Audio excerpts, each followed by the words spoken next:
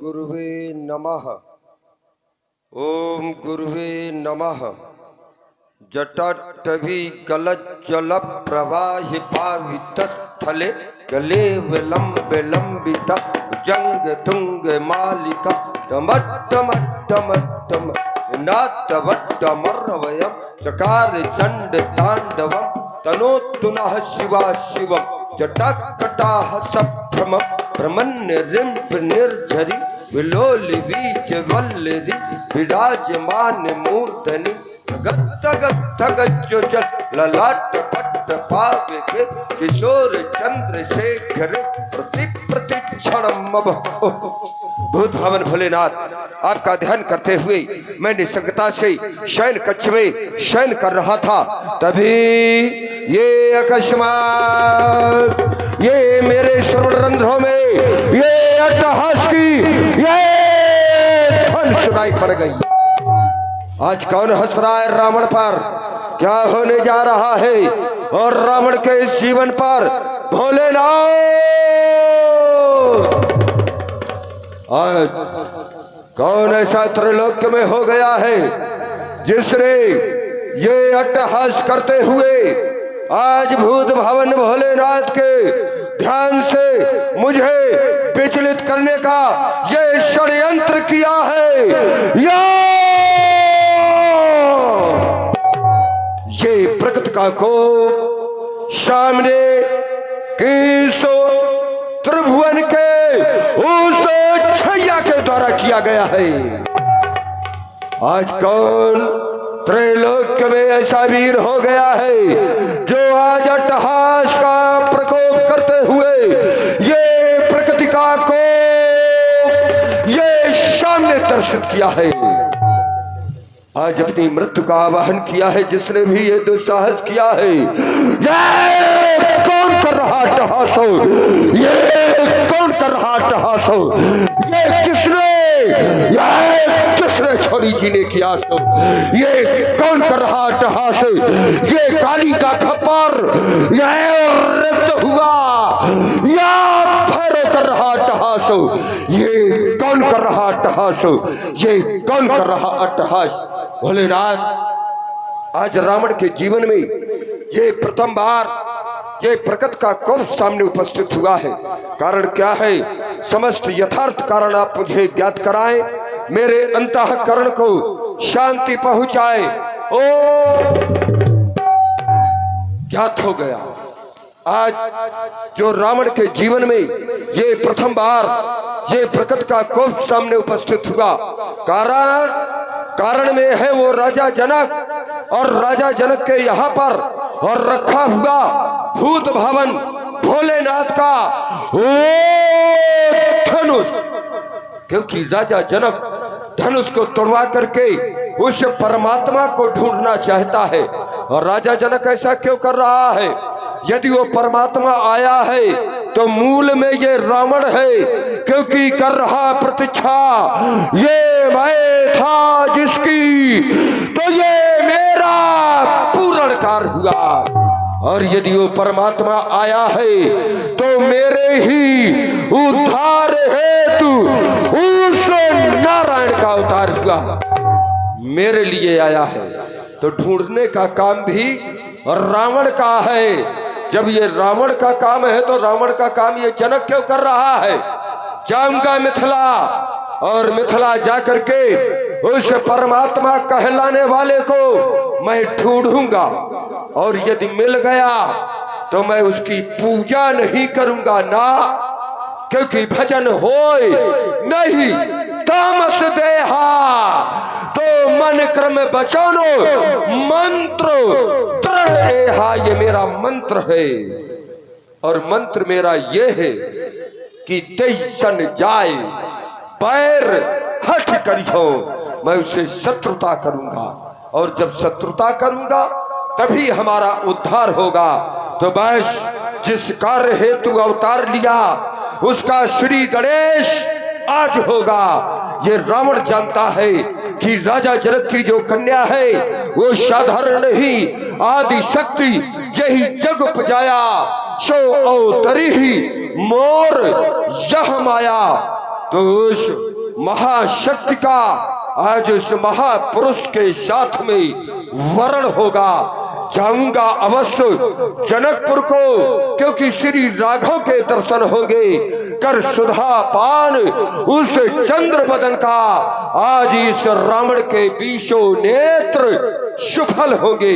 एक बार सभासदों उच्च स्वर से जय घोष कर दो, बोलो शंकर भगवान की।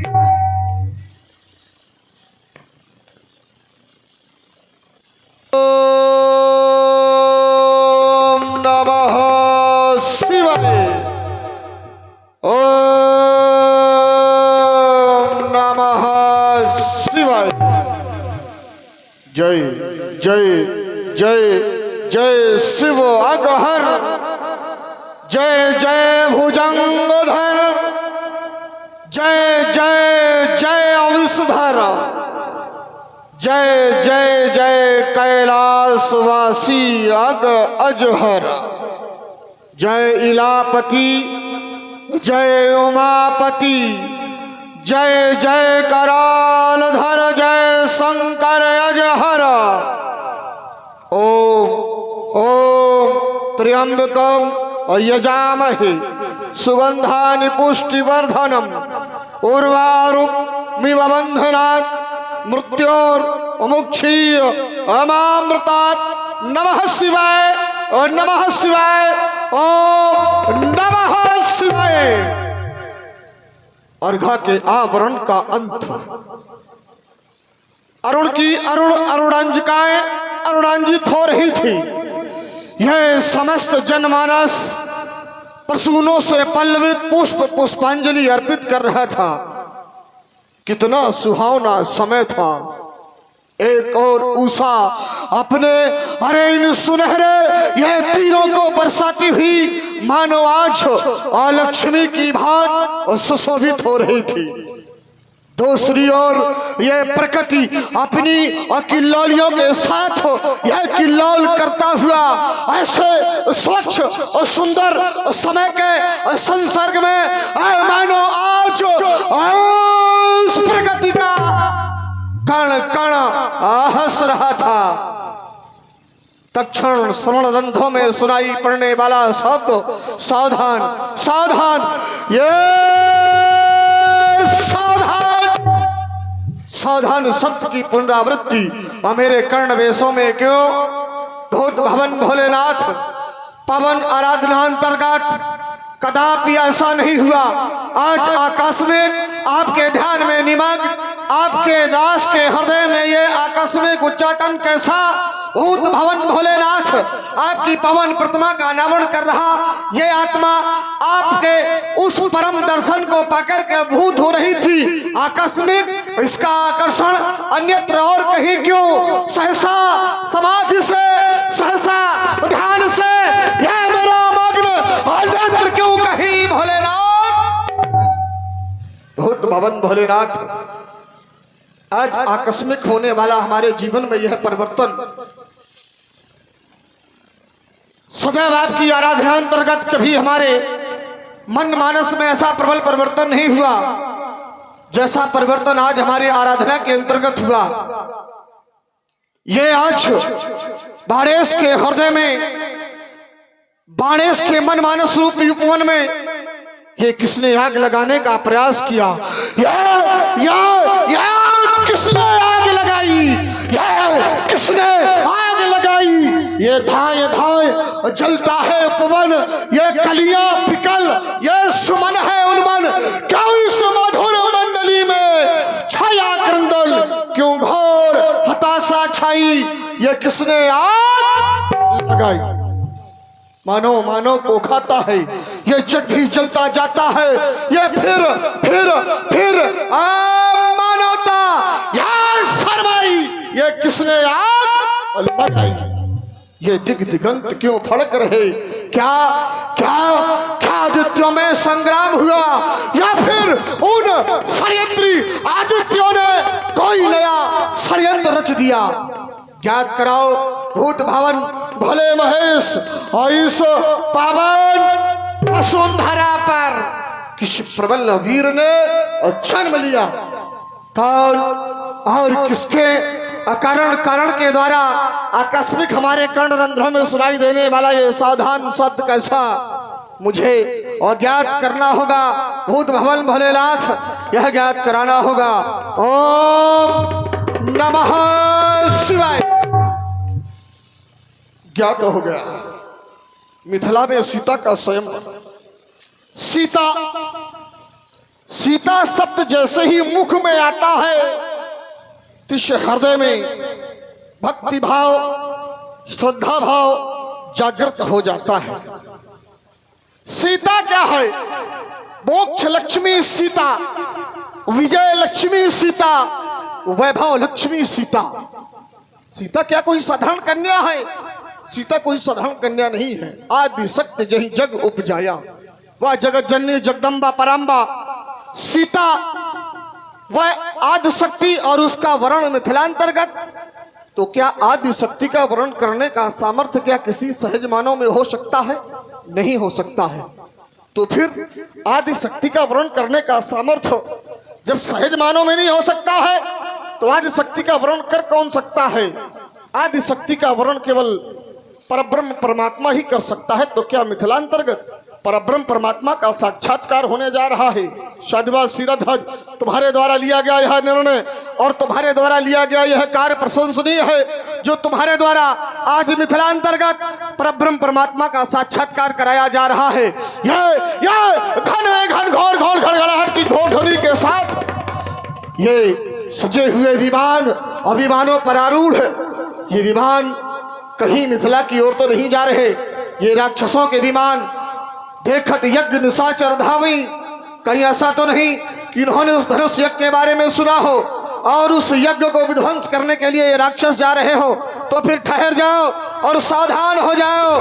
मिथिला पहुंच करके यदि तुमने कोई अनुचित कृत्य कर डाले तो आज पड़ेंगे जानकी तेरे लाले। सावधान, मैं भी मिथिला की ओर आ रहा हूं। एक बार सभी लोग मेरे साथ जोर से जय घोष करें, बोले श्री शंकर भगवान की।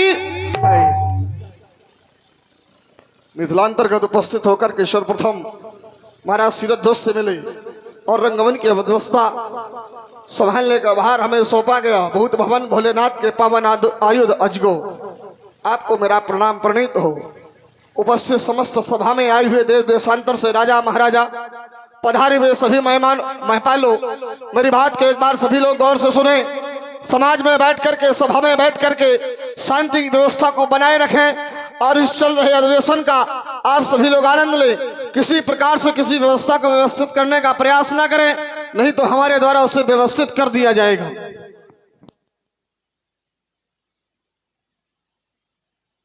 भूत भवन भोलेनाथ के पिनाक सर्वप्रथम ये लंकापति लंकेश आपको प्रणाम कर रहा है। जिस समय मैं यहाँ पर आया और आने के बाद मैंने जनक के व्यवहार पर दृष्टिपात किया और चिंतन किया तो पाया कि जो ये अतिथि ये दीप दीप के भूपत नाना जो यहाँ पर आए हुए हैं, इनके साथ में जो राजा का न्यायोचित व्यवहार होना चाहिए वो न्यायोचित व्यवहार नहीं किया जा रहा। जैसे कि यहाँ पर आसन बनवाए गए 3 प्रकार के नगर निवासियों के लिए आदेश दिया गया महाराज राजा जनक जी का, बंदी जनों के लिए, सेवकों के लिए कई मृदु वचन विनीत तिन बैठारे नरनार, ये नगरवासियों के लिए है जो मिथिला के वासी है। उत्तम मध्यम नीच लघु निज निज थल अनुहार, 4 प्रकार की व्यवस्था उत्तम मध्यम नीच लघु ये नगर निवासियों के लिए व्यवस्था की गई, हमें अच्छा लगा। दूसरी व्यवस्था पर जब हमारा दृष्टिपात करते हैं, चिंतन जाता है तो पाते हैं जो राजागण यहाँ पर आए हुए हैं, उन राजागणों के लिए जो दीप दीप के भूपत नाना आए सुनी जो हम पंठाना, उनके लिए भी राजा जनक के द्वारा ये सोने के 34 कंचन मंच विशाला सोने के मंच बनवाए गए हैं। रचे जहां बैठा ही मई पाला। अब दृष्टिपात एक मंच की ओर और जा रहा है। वो मंच है सब मंचन ते मंच एक सुंदर विशद विशाल मुनि समेत तह बंद दो बैठारे महिपाल।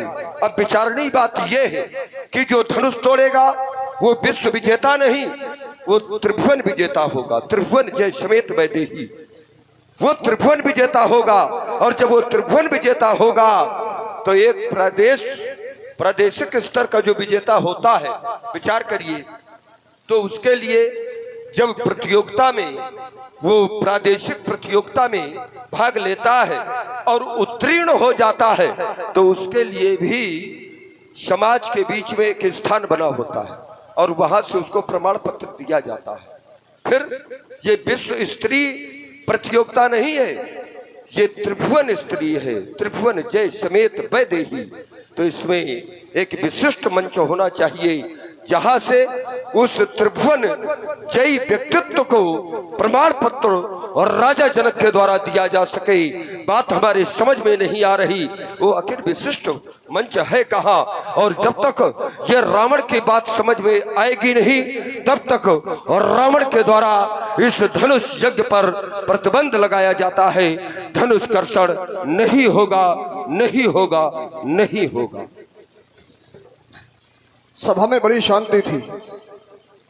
शायद जिस बात का हमें भय था वही कार्य सभांतर्गत होने जा रहा है। हमें लगता है जिस बात का हमको डर था उसी का आगमन मिथिलांतर्गत हो चुका है। चलो चल करके मिलें, देखें। ओह, कंचन नगरी के वैभवशाली सम्राट पौलस्त्य कुलभूषण, मैया कहे कसी के दुलारे अविश्वसर्वानंदन, जय जय श्री शंकर भगवान की। सुरड़ित पुराधीश बलपुत्रवान, जय जय श्री शंकर भगवान की। आपके द्वारा यहाँ पर एक चिंतन रखा गया। अच्छा चिंतन था। साधुवाद आपके हृदय को और आपके विचारों को, जो आपने बड़ा सुंदर चिंतन यहाँ पर रखा।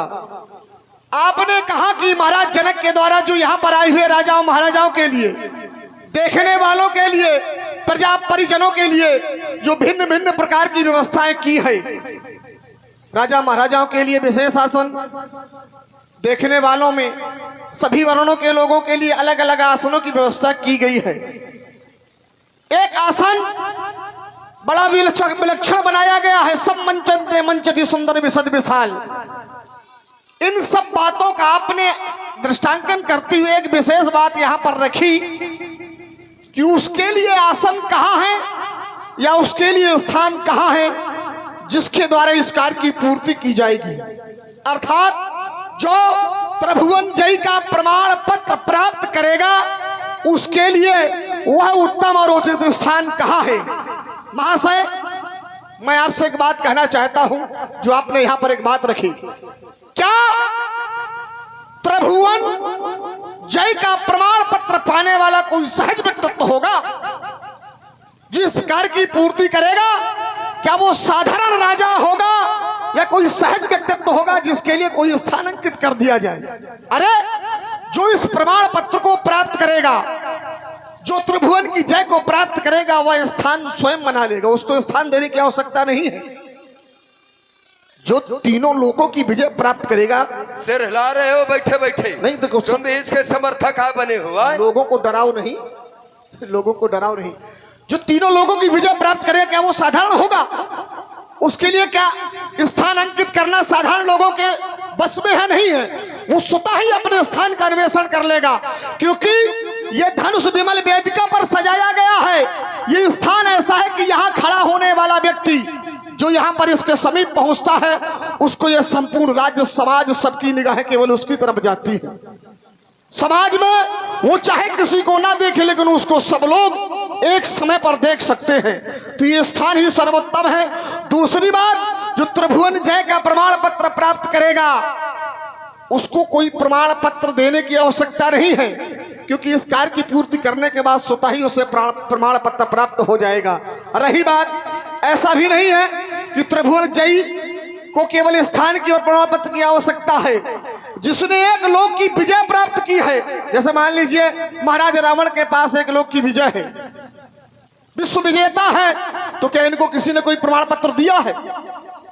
इनको यदि आपको किसी ने कोई प्रमाण पत्र दिया हो तो आप बतावे कि हमको किसी ने प्रमाण पत्र दिया है। जब विश्व विजेता को कोई प्रमाण पत्र नहीं दे सकता, आपको सबने माना है, इसी प्रकार से उसको भी सब लोग स्वीकारेंगे। महाराजा जनक स्वीकारेंगे, ये संपूर्ण राज्य समाज स्वीकारेगी जिस प्रकार से आपको स्वीकारा गया है।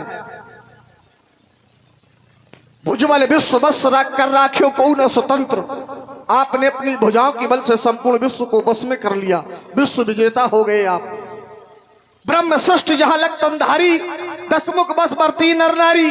तो क्या आपको कोई प्रमाण पत्र देने के लिए आया या आपको किसी ने कोई प्रमाण पत्र दिया? नहीं दिया, सब लोगों ने स्वीकारा है। आपने तो केवल एक लोक की, एक विश्व की विजय प्राप्त की है, और जो ये तीनों लोगों की विजय प्राप्त करेगा त्रिभुवन जय, तो उसको प्रमाण पत्र देने वाला कौन होगा? उसको भी स्वीकारा जाएगा, सब लोग उसको स्वीकारेंगे, फूलों की वर्षा उस पर की जाएगी, उसका अविचित्र सम्मान होगा, और वही सम्मान उसकी वीरता का प्रमाण पत्र होगा। वीरता का मुख्य प्रमाण पत्र तो वही होगा जो माला लेकर के बैठी है, वही तो सबसे बड़ा प्रमाण पत्र है। जिसकी ग्रीवा में वो मरमाल पड़ जाएगी, त्रिभुवन जय का प्रमाण पत्र उसको प्राप्त हो जाएगा। भाई देखो एक बात और है, तुम अकेले नहीं लगता है कि बहुत आए हैं तुम्हारे साथ में, क्योंकि वो सिर हिला रहे थे। भाई कायर को अगर अस्त्र शस्त्र दे दिए जाए और युद्ध क्षेत्र में भेज दिया जाए तो करे क्या, करेगा क्या? क्या वो युद्ध करेगा? अरे कायर है, वो पीठ दिखा करके भगेगा। क्यों? क्योंकि रण क्षेत्रों में वही लड़ेगा कौन? जिसका बड़ा कलेजा है, तो और बातें भी उतनी वही करेगा जिससे जितना भेजा है। अच्छा, अब बाबा बिना भेजे वाले रावण के सामने भेज दिए जाते कि जाओ मरो जाके। नहीं, तुम्हारे पास 9 भेजे ज्यादा है ना सबसे। ये है भाई, हमारी सीधे एक बात थी कि जब सबको आसन दिए गए, सबको मंच दिया गया, भाई मानो सामाजिक नियमों में बंधा हुआ है। ऐसा थोड़ा है कि जबरदस्ती चलेगी, समाज के नियमों का पालन करना होगा। आपने देखा होगा कई प्रतियोगिता होती है, और जब प्रतियोगिता होती है तो प्रतिभागी बहुत होते हैं, असंख्य होते हैं, लेकिन कहीं कहीं पर प्रथम क्रम का, द्वितीय क्रम का और तृतीय क्रम का वरीयता क्रम में उसे प्रमाण पत्र दिया जाता है। तो उसके लिए एक स्थान भी नियुक्त होता है कि यहाँ पर उनको प्रथम क्रम में खड़ा किया जाएगा, यहाँ द्वितीय क्रम में, यहाँ तृतीय क्रम में, यही तो होता है। और वहां पर जब प्रमाण पत्र दिया जाता है कि इस प्रतिभागी ये प्रतियोगिता का विजयी हुआ, तो समाज देखती है उसको, और ये किसके द्वारा दिया जाता है? जो प्रतियोगिता आयोजित करता है, तो उसी के द्वारा तो ये वरीयता क्रम में स्थान दिया जाता है। जबरदस्ती थोड़ा चलेगी। मैं यज्ञ नहीं होने देता, मैं यज्ञ का विरोधी हूं। अब पूछो काहे नहीं होने देते? कारण है कि यज्ञ के विषय में बतलाया गया है कि अगर जो 100 अश्वमेघ यज्ञ कर लेता है तो उसे इंद्र का पद प्राप्त होता है।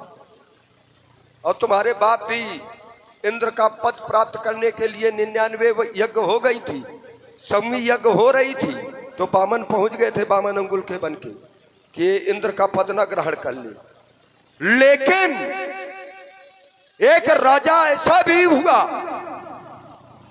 कि उसने एक एक यज्ञ के बदले हजार हजार यज्ञ की, हजार हजार। परिणाम क्या मिला? क्या वो इंद्र बन गया? उसे निशाचर होने का श्राप मिला, निशाचर बन गया।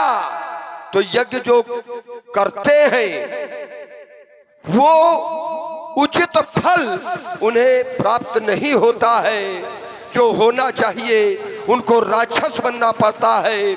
इसलिए मैं धर्मात्मा हूं, मैं हूं महात्मा, मैं हूं समाजवादी। इसीलिए मेरा यज्ञ का विरोध होता है कि यज्ञ ना करो, निशाचर ना बनो और राक्षस ना बनो।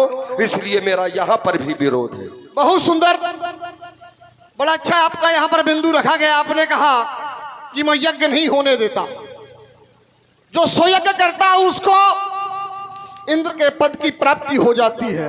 आपने एक प्रसंग मेरे घर से भी लिया।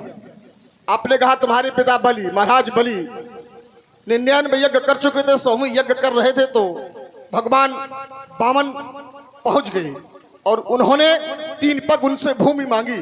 तो देखो इन सब बातों में मेरे घर परिवार को बीच में ना लाना, क्योंकि मेरे घर परिवार ने जो किया है, मेरे वंश ने जो किया है, वो ना तुम कभी कर पाओगे, ना तुम्हारे वंश ने कभी कुछ किया है, करे भी ना कोई। भाई भगवान वामन यदि दान लेने के लिए आए थे तो स्थिति क्या हुई थी भगवान वामन की? पहली बात तो परमात्मा को इतना विलक्षण रूप रख करके आना पड़ा मेरे पिता के दान की परीक्षा लेने के लिए, वो भी 52 अंगुल का।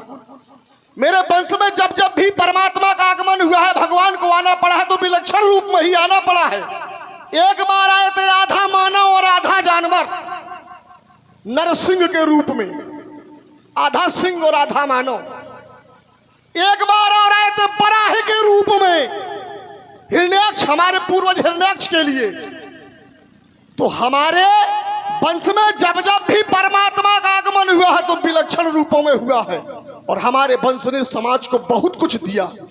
ये आप लोग जो होली मनाते हो, ये हम लोगों की देन है। न हमारी वंश में होलिका जली होती, न आप सभी लोगों ने होली का त्योहार मनाया होता।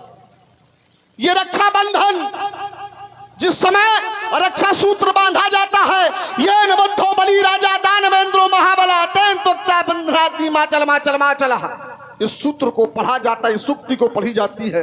जिस समय भगवान वामन हमारे पिता बलि के अधीन हो गए तो स्वयं मैया लक्ष्मी रक्षा सूत्र लेकर के हमारे पिता के पास आई।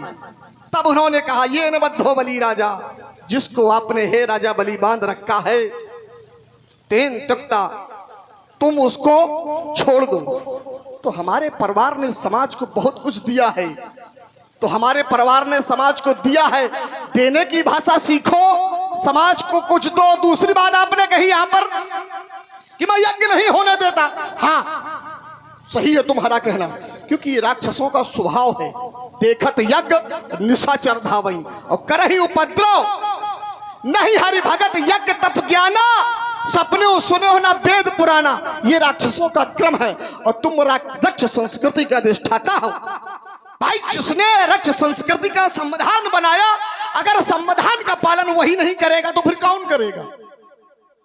तो आपको उस संविधान का पालन करना पड़ेगा, क्योंकि वो संविधान आपके द्वारा बनाया गया है, और उस संविधान के नियम है, अनुच्छेद है, भाग है, उसके विभाग है कि न ही हरि भगत, न हरि की भक्ति हो, न तप हो, न ज्ञान की चर्चा हो, न कोई यज्ञ करने पावे, न कोई ज्ञान की चर्चा करने पावे, न कोई दान देने पावे। ये तुम्हारा मूल धर्म है, तुम्हारी संस्कृति का धर्म है। लेकिन मैं आपकी इस बात को यहीं पर काट रहा हूं।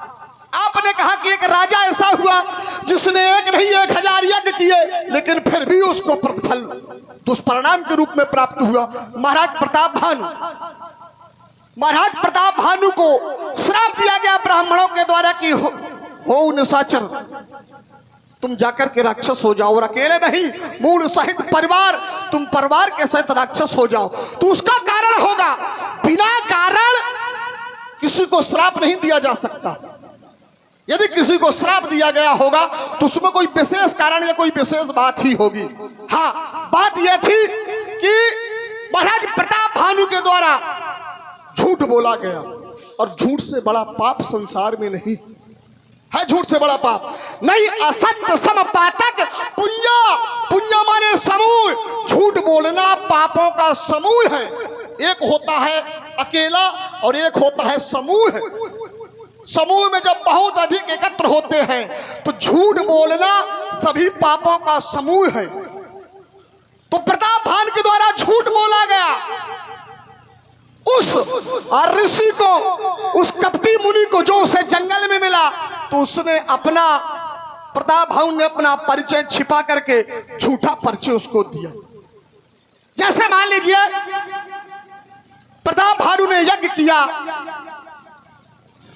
उसको पुण्य फल सब कुछ प्राप्त होना चाहिए था। मान लीजिए थोड़ा यहां ले लीजिए, जैसे जालंधर था, जालंधर अत्याचार कर रहा था लेकिन जीवित था। क्यों जीवित था? क्योंकि उसकी पत्नी वृंदा सती थी, उसके सतीत्व के कारण वो जीवित था। राजा प्रताप भानु क्यों जीवित था? क्योंकि वो यज्ञ कर रहा था, यज्ञों का पुण्य फल उसको जीवन प्रदान कर रहा था, उसको वैभव प्रदान कर रहा था, उसकी यश की प्राप्ति करा रहा था। लेकिन इसके साथ साथ में वो पापों के समूह में ग्रसित था। झूठ बोल करके उसने अपने गति को बिगाड़ लिया। हम भगवान का भजन करें और मन में हमारे कपट हो तो क्या हमको फल मिलेगा? क्या हमको अच्छा परिणाम मिलेगा? रुक जाइए, कुल मिलाकर के देखिए, ज्यादा विद्वता के चक्कर में ये तो रावण बाणासुर भगा दिए जाते हैं और ये तो समाज स्वयं भग जाती है रावण बाणासुर को छोड़ करके। हमारे यहाँ केवल एक ही मूल बिंदु था, हम सार सार को गई रहे और थोथा दे उड़ाए। तुमने कहा कि प्रताप भानु ने झूठ बोला। प्रताप भानु का झूठ बोलना ये उचित ही है। क्यों? क्योंकि ये नीति है। सुन महिष असनीति, जहां तहां नाम न कहीं नृप। और राजा अगर झूठ भी बोल रहा है तो वो पाप नहीं है, वो पुण्य है। और राजा ने वही किया, राजा प्रताप भानु ने वही किया। अगर राजा अपराधी था तो फिर आकाशवाणी ना होनी चाहिए कि विप्र श्राप विचार न दीन्हा और नहीं अपराध भूप कछु कीन्हा।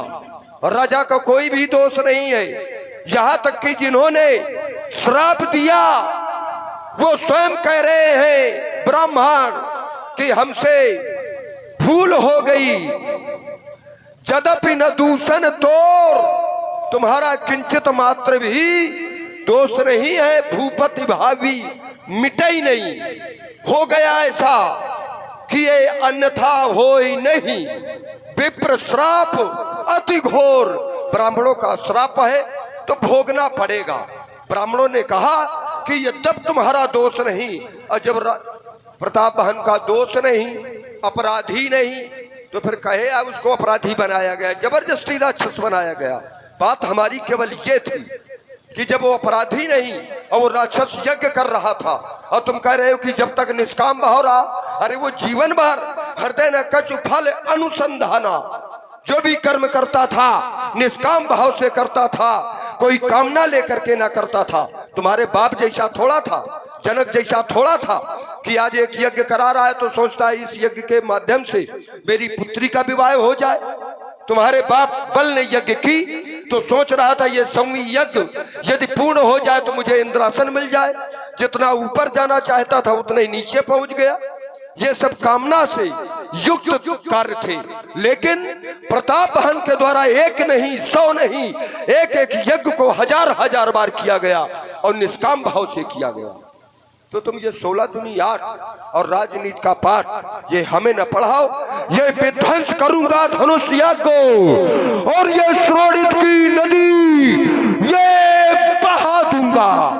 आज मैथिली अधिवेशन में ये अंबर में आग लगा दूंगा। आज मैथिली अधिवेशन में ये कालकूर नर्तन होगा। अब नहीं धनुष कर्षण होगा, अब नहीं धनुष कर्षण होगा।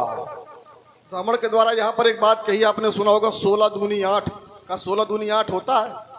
उदाहरण होता है 16 दूनी। अरे उदाहरण ऐसा दिया जाता है, हम ऐसे देते हैं। अरे 8 दूनी 16 कह दो तो लोग मान जाए, तुम 16 दूनी 8 कहोगे तो लोग कैसे मानेंगे? भाई उदाहरण दो तो हमसे सही तो हो। भाई रावण का काम है उल्टा चला। भाई ये गलत बात कैसे उल्टा? अरे हम खड़े हमारे सामने भी उल्टा चलोगे? अरे कहे तुम कौरा दूध के धोए हो। हाँ, तुमने कहा कि आज धनुष कर्षण नहीं होगा, तो फिर सुनो, ये आज धनुष कर्षण होगा। यदि किया प्रतिरोध तुमने तो बाणों का वर्षण होगा और मैथिली अधिवेशन में सर तुम्हारा घर्षण होगा। ये रक्त से मही रक्त रंजित हो जाएगी। ये रक्त की धारा यहाँ स्रोत नदियां बनकर के बह जाएगी। आज तुम्हारे अरमानों का आज यहाँ हर्षण होगा, आज धनुष कर्षण होगा। कहे अजगव ये किसका है? ये तुम्हारा है कि राजा जनक का है? ये किसी का नहीं है। ये अजगव थी नहीं किसी की, ये अजगव विश्व बपौती है और जिसने दैत्यों का दलन किया उसकी ऐसी ठकरौती है कहा छुपा। तुम कह रहे हो कि धनुष का कर्षण होगा, निकाल करके लाओ जरा उसको, हम समझे और वो हमको समझे। है कहा छुपा वो नरनाहर जिसके कर से कर्षण होगा। बोलो बाण अब बदलो विधान, नहीं बाणों का वर्षण होगा। अब नहीं धनुष आकर्षण होगा। या बालांस करेगा बुरा हाल, या इस रावण बलशाली का ये रक्त बहेगा और इस रावण में यमन में भरेगा खप्पर काली का। ये जब काटूंगा मैं तन तेरा तब तुझको आपत्ति पड़ेगी। या बिन खाएगा बूढ़ा बाप तेरा और रोए के तेरी बात मरेगी। आज तुम्हारे अरमानों का जहर सड़ोगा, धनुष कैसन होगा। सब कुछ सही है, तुम एक काम करो कि तुम अपने लक्ष्य की पूर्ति करो, क्योंकि समय सूचक यंत्र हमें विवश कर रहा है। यही होना चाहिए। भूत भवन भोलेनाथ के पावन आयुध अजगो मेरा अंतिम प्रणाम प्रणीत हो। एक बार सभी सभासद में पधारे हुए सभी मेहमानों से मेरा निवेदन है कि एक बार सभी लोग जोर से जय घोष करें। बोले श्री शंकर भगवान की। मैं यहाँ पर अपने लक्ष्य की पूर्ति करने के लिए आया था। मैं ये बाणासुर से ये बकवास करने थोड़ा आया था। मेरा लक्ष्य कुछ दूसरा था। मेरा लक्ष्य था जिसने ताड़का का वध किया है। मेरा लक्ष्य था जिसने मारीच को 7 योजन का सागर पारा, जिसने शिवाव को जलाया। कहाँ है? आज मैं देखूंगा उसको। कहाँ है जिसने ताड़का का वध किया है? मैं भी तो देखूं, क्योंकि ताड़का एक विशाल काय 10,000 हाथियों का बल रखने वाली थी। आखिर उसको मारने वाला वो भी बहुत विशाल काय होगा।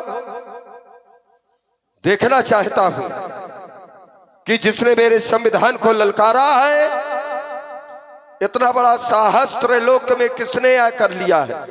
मैं तो समझूं उसको कि वो कौन ऐसा वीर मत वाला हो गया है। आज वो हमें समझे और हम उसको समझे। और फिर आगे देखा गया है, हो सकता है उसने धोखे में काम कर दिया हो, तो हमसे क्षमा मांगे कि हमसे गलती हो गई है। देख रहा हूं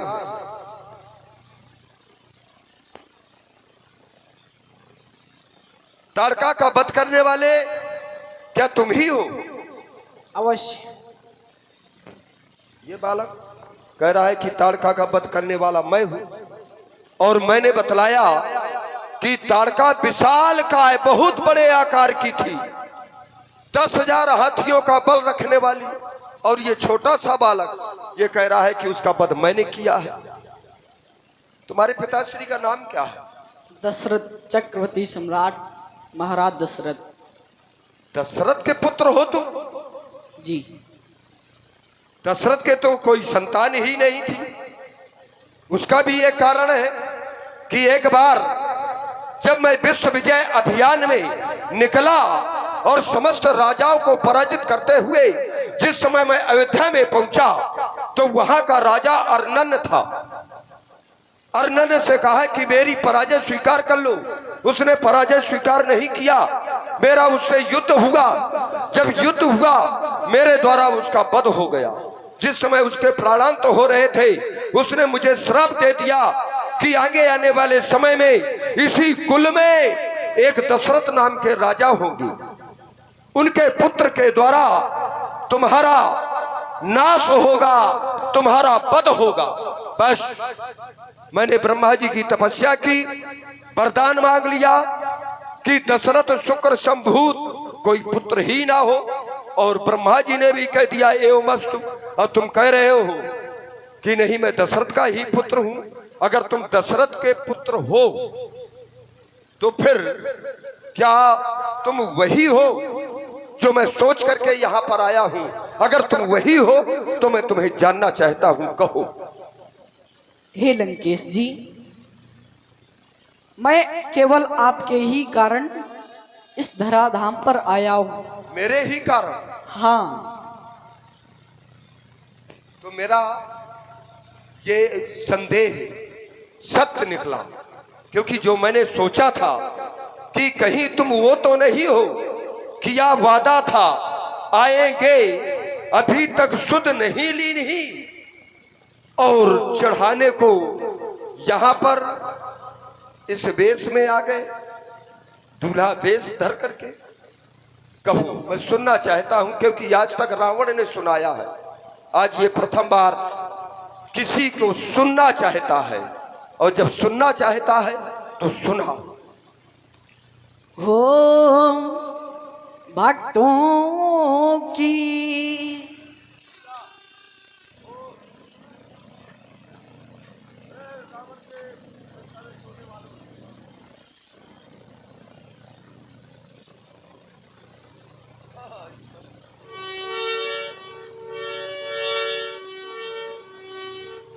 हो भक्तों की टूटी बीड़ा के मैं तारे सजाने आया हूँ। धरती के काड़ काड़ में फैला मैं पाप मिटाने आया हूँ। पीड़ित उपेक्षकों को उनका अधिकार दिलाने आया हूँ। आतंकवादियों को फिर से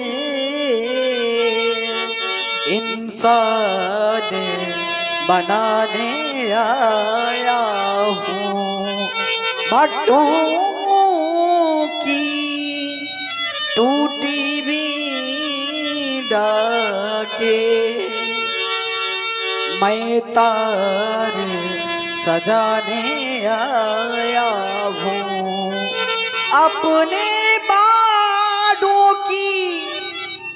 अपने बाड़ों की ज्वाला से यह जग ज्वाले बुझाने आया हूँ। मैं पुष्प धरा को एक बार फिर स्वर्ग बनाने आया हूँ। धरती के कण कण में फैला मैं पाप मिटाने आया हूँ। भक्तों की टूटी बीड़ा के मैं तार सजाने आया हूँ। मैं तार सजाने आया हूँ। बस समझ गया मैं, तुम वही हो जिसके कारण मुझे इस शरीर में आना पड़ा और इस शरीर के कारण तुम्हें इस रूप में आना पड़ा। अब समझ गया राघव, तुम्हें निहारे हुए, क्योंकि जब पूर्व समय का आप ध्यान करेंगे तो एक बार आपके मन में ये विचार उठा कि मैं मृत्यु लोक में जाकर के अपनी लीला करना चाहता हूं। आपने समस्त अभिनय के अभिनेताओं को चयन किया गया आपके द्वारा, और जितने अभिनेता थे सबने आपके सहयोग में अभिनय प्राप्त कर लिए। लेकिन आपकी लीला का जो मार्ग था वो अभी प्रशस्त नहीं हुआ था, रुक गया था। आप उदास रहने लगे। एक दिन मैंने पूछा, उस समय मैं द्वारपाल के रूप में हुआ करता था, मैंने पूछा, मैंने कहा भगवान, ये कमल के सदृश खिलने वाला मुखमंडल, ये आखिर कुछ दिन से देख रहा हूं कि ये उदास क्यों रहता है?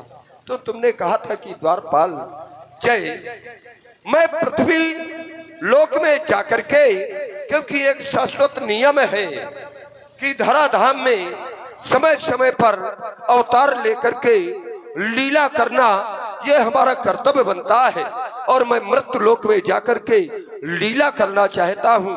लेकिन मैंने सारे अभिनय तो बांट दिए हैं, अभिनेता भी तैयार हो गए, लेकिन सब मेरे सहयोग में हो गए। एक अभिनेता की न्यूनता के कारण मृत्यु लोक में जाने का मेरा मार्ग रुक गया है। तो मैंने कहा एक अभिनेता के कारण, अगर इस कारण से आपकी लीला का मार्ग रुक गया है तो वो अभिनय मैं करूंगा। मैंने कहा वो मुझे करना क्या होगा? तो उन्होंने कहा कि मृत्यु लोक में, ये आपने ही मुझसे कहा था कि मृत्यु लोक में जाकर के तुम्हें ऐसा कुछ करना होगा जिससे कि वहां से मृत्यु लोक तक आने का मेरा मार्ग सुगम हो जाए। मैंने कहा मुझे क्या करना होगा? तो आपने ही तो बतलाया था कि जब जब होए धर्म का हानि और बाढ़ई असुर अधम अभिमानी, तब तब प्रभु अनेक रूप धारण करके इस धरा धाम पर आता है। आपके ही कथनानुसार मैंने वही किया, और जब वही किया तो आपने भी वादा किया था कि मैं आऊंगा। मैंने कहा था कि भले ही संसार इस रावण को अत्याचारी कहे, संसार इस रावण को अनाचारी कहे, लेकिन आपकी यदि लीला में एक अभिनेता के कारण रुकावट आ रही है तो अभिनय करने के लिए भले ही विरोध में क्यों नहीं, ये अभिनेता तैयार रहेगा। और आज जब मैंने इस धराधाम में आपके ही कथनानुसार वो अभिनय किया तो मैंने विवश कर दिया आपको यहाँ पर आने के लिए। जन्म जन्म मुनि जतन कराही, अंत राम कहीं आवत नहीं। आज ये समस्त जनमानस आज दर्शन कर रहा है। हे राघव, तुम्हें निहारे हुए बहुत दिन बीत गए, क्योंकि हम वहां पर थे वैकुंठ में। तुम्हें निहारे हुए बहुत दिन बीत गए, मन को मारे हुए बहुत दिन बीत गए। मैं चाहता हूं कि तस्वीर, वही तस्वीर जो पहले देखी थी, हृदय में रखता था, तस्वीर टांग दो फिर से मेरे इस सीने में, जिस तस्वीर को उतारे बहुत दिन बीत गए। आज तक मेरे नयन ये पथ देखते पथरा गए। मैं देखता था कि आज आ रहे हैं, कल आ रहे हैं, लेकिन आज दर्शन दिए, वो भी मेरे संविधान को तोड़ करके, तारका का वध करके, मारीच को 7 योजन का सागर पारा, उसके बाद यहाँ पर दर्शन आ दे रहे हैं। आज तक मेरे नयन पथ देखते पथरा गए हैं। छवि सुधा रस पान करने को नयन अकुला गए हैं। देख कर, देखो ना, ये सब तुम्हारी ओर देख रहे हैं। क्यों? क्योंकि देखने योग्य है। अवश्य देखिए, देखन योग्य, ये देखने योग्य है, देखना चाहिए। तो देख कर मिथिला में तुमको धन्य है नर नारियां, फिर हृदय में खिल उठी है वो हृदय फुलवाड़ियां। जो कुम्हला गई थी ये मिथिला की नर नारियों की फुलवाड़ी हृदय रूपी, आज तुम्हारे दर्शनों से फिर खिल गई है। तो मैं चाहता हूं कि दे दो मुझको वही पुण्य दर्शन, क्योंकि प्राण मेरे अकुला गए हैं। आज तक मेरे नयन पथ देखते पथरा गए हैं। हे राम, निमंत्रण देता हूं, सीधे गढ़लंक चले आना। निमंत्रण दे रहा हूं आज मिथिला की भूमि से तुम्हें। हे राम, निमंत्रण देता हूं, सीधे गढ़लंक चले आना, और दशमुख की मोक्ष पिटारी को हे धर्म धुरीण साथ लाना। करूंगा क्या? छल से, पल से, निज शक्ति से सीता को छीन ले जाऊंगा, और बन बन भटका कर राम तुम्हें मैं ठाहन खूब रुलाऊंगा। हाँ, तुम विश्व में, संसार में करुण क्रंदन करोगे, और तुम्हारे करुण क्रंदन को सुन करके किसी को दुख हो या ना हो, लेकिन सबसे ज्यादा यदि दुख होगा तो ये रावण जानता है कि ये सबसे अधिक उस करुण क्रंदन को सुन करके दुख होगा तो किसे होगा, और वो दुख यदि सबसे ज्यादा होगा तो इस रावण को होगा, उस करुण क्रंदन को सुन करके। लेकिन मैं भी विवश हूं, मैं करूं तो क्या करूं? क्यों? क्योंकि यदि इस रूप को मैं प्रस्तुत नहीं करूंगा तो ये संसार तुम्हारी इस लीला का मुझे खलनायक ना कहेगा। ये संसार इस लीला का अगर ये रूप प्रस्तुत ना करूंगा तो ये संसार मुझे खलनायक ना कहेगा, और यदि तुम इस रूप को प्रस्तुत ना करोगे तो ये संसार तुम्हें नायक ना कहेगा। मजबूरी है तो सीता मिस मेरा वंश राम तुम सफली भूत करा देना, और बैठार के बाण विमानन पर तुम अपने धाम पठा देना। मैं तुमसे एक वरदान मांग रहा हूं, ये वर मांग हूं दीन दयाला, पहले कुल का वध हो, मेरा वध न करना मांग मैं रहा हूं, कुल समेत पहले कुल का उद्धार होना चाहिए, फिर बधव कृपाला हमारा आपका अंतिम मिलन युद्ध क्षेत्र में होगा। जाओ राघव जाओ।